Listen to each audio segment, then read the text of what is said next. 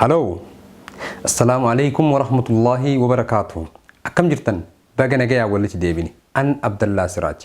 Barmoonni keen har'a kan irratti xiyyeeffatu seerluga afaan Oromooti. Akkasuma bamaqaa jechuudha or pronouns. Akkuma barreeffama kana irraa agartanitti bamaqaan walama bakka bu'a. Innis qeenxeedhaa fi danuudhaaf kan bakka bu'u tahaa jechuudha. Detailii isaa keessa gadni buuneetiniin kan waliin ilaallu tahaa jechuudha. Kun part 1. Partiin lammaffaan gaggabaabateetiniin kan isiniif dhiyaatu tahaa jechuudha.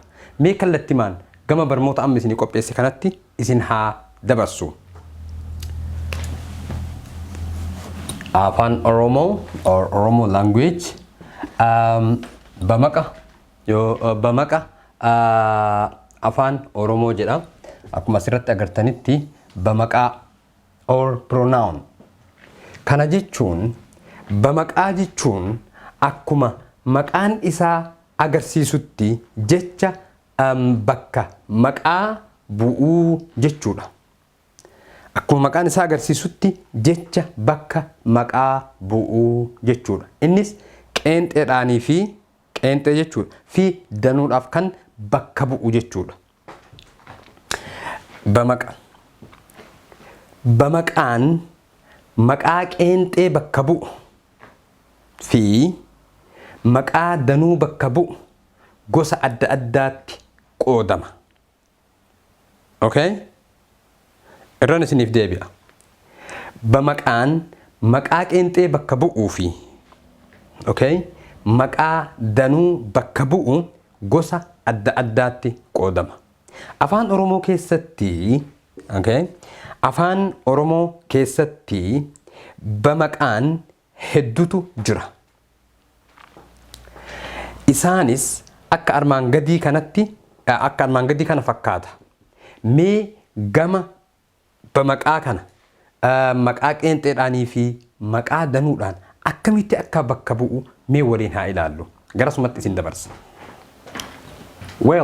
Isaanis kana fakkaatanii jechuudha. Akkuma jalqaba duraa isiniif ibsasanitti kanaan kan madaalaman yommuu ta'u, qeenxee fi danuu gosa kana keessatti argattanii jechuudha. Bamaqaan ana. Ana. Kuni isa qeenxeedha. Ana. Si agarsiisa. Si. Ana agarsiisa. Si mataa kan kee agarsiisaa jechuu. Si means you. Ana means me. Ishiin kunis ishee nama biraa ta'uu agarsiisaa jechuudha. Ishee kunniin lamaan ishii fi isheen kunniin lamaan akka tokkootti ilaaluu ni dandeenya.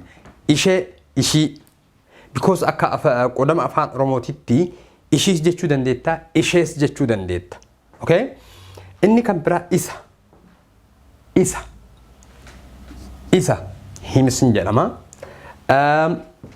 Nuti we akka jennu sani jechuu. Nuis hin jedhama.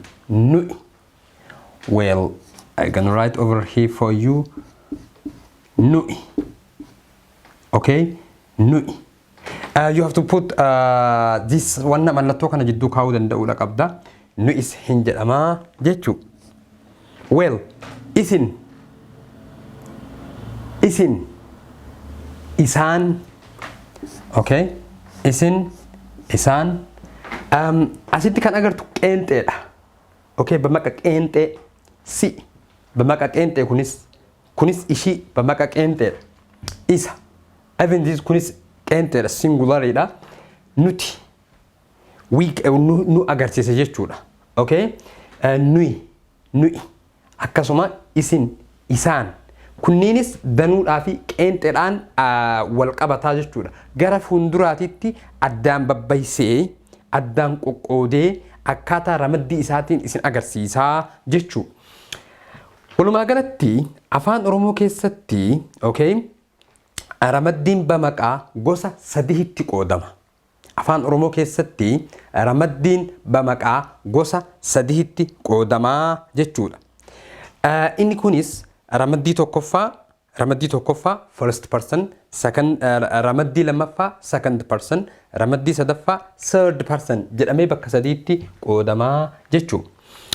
Isaanis jedha kun ramaddii tokkoffaa first person singular akka jennaan jechuudha. Ramaddii tokkoffaa first person, okay? Bakka sadiitti qoodama. Bamaqaan afaan Oromoo keessatti bakka sadiitti qoodama. Ingiliffa keessatti ni beeytanii.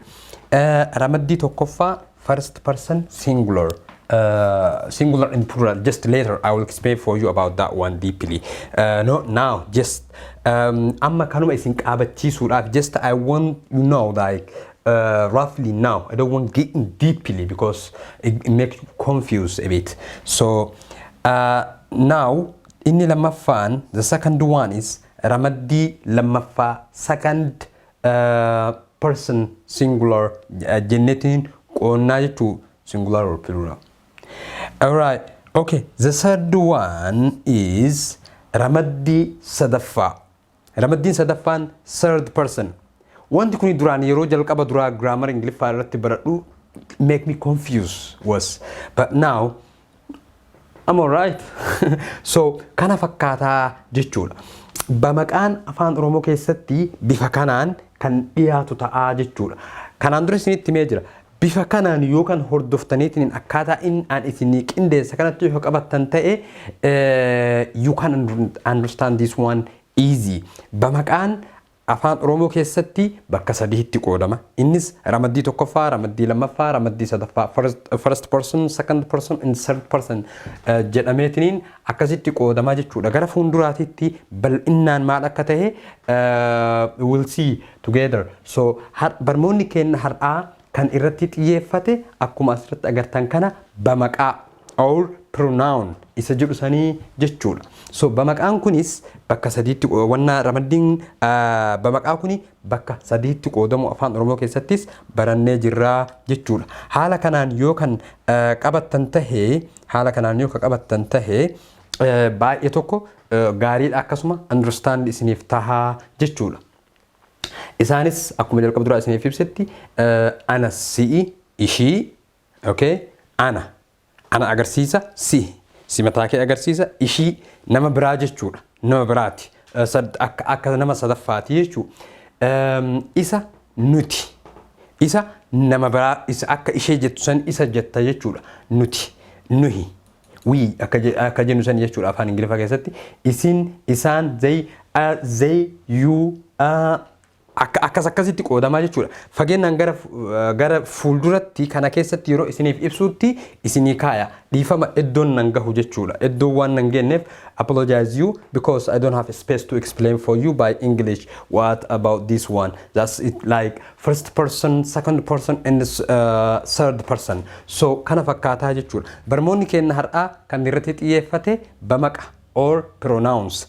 Hanga barmoota itti aanu ramaddii amma kana jenne kanaan hanga walitti deebinutti nagayannaa jiraadha. Mee yookaa barmoonni itti aanu kan isiniif qopheessu seerluga afaan Oromoo tahuu danda'a yookaan hiikkaa jechoota afaan Oromoo tahuu danda'a jechuudha. Hanga barmoota biraatiin walitti deebinutti nagayannaa jiraadha. Please don't forget subscribe gochuu akka hin daganne, subscribe, like, comment gochuu fi akkasuma share for the other customer share gochuu akka hin daganne. Hagasitti hanga barmoota biraatiin walitti deebinutti nagayannaa jiraadha.